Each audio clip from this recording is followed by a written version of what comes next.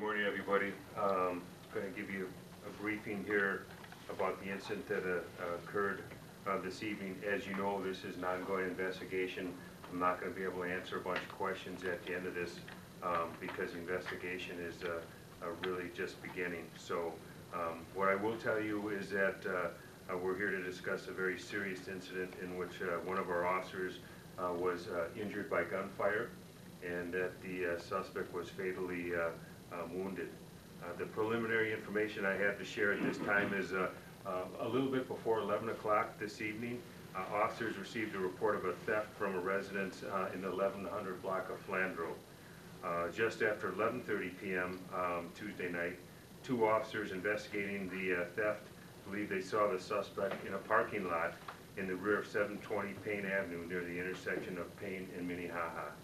As they drove their squad into the parking lot, the suspect opened fire, striking the squad and one of our St. Paul police officers.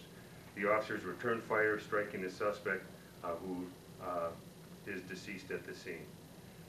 The officer who was struck is in, I believe, stable condition and recovering at Regions at this time.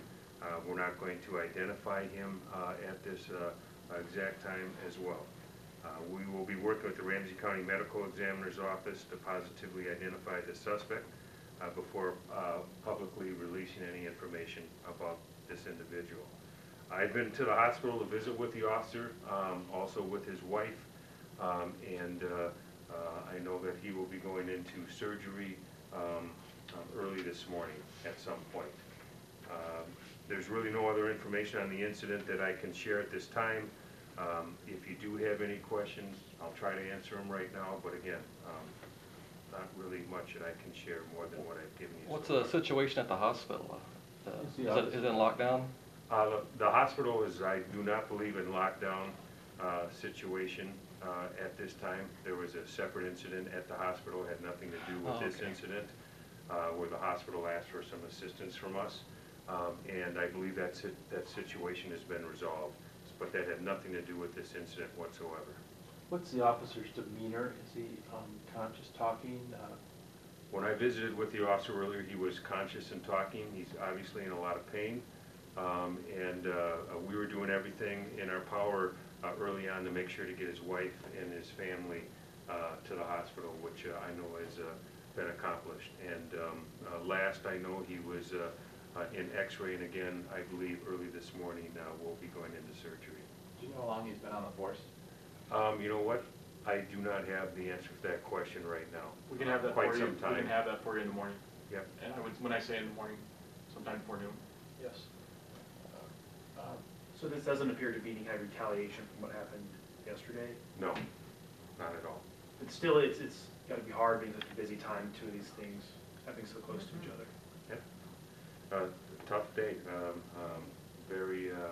A very dangerous day, and I think to kind of answer your question more directly, you know, these are a lot of the serious challenges that police officers face every day in their job. They can go from responding to a theft call to someone who is trying to take your life. So it's a very dangerous job, and we're just very, very lucky that the officer was not injured more severely than he was. Do you believe that there were anybody else involved in this, or do you think that this one person acted alone?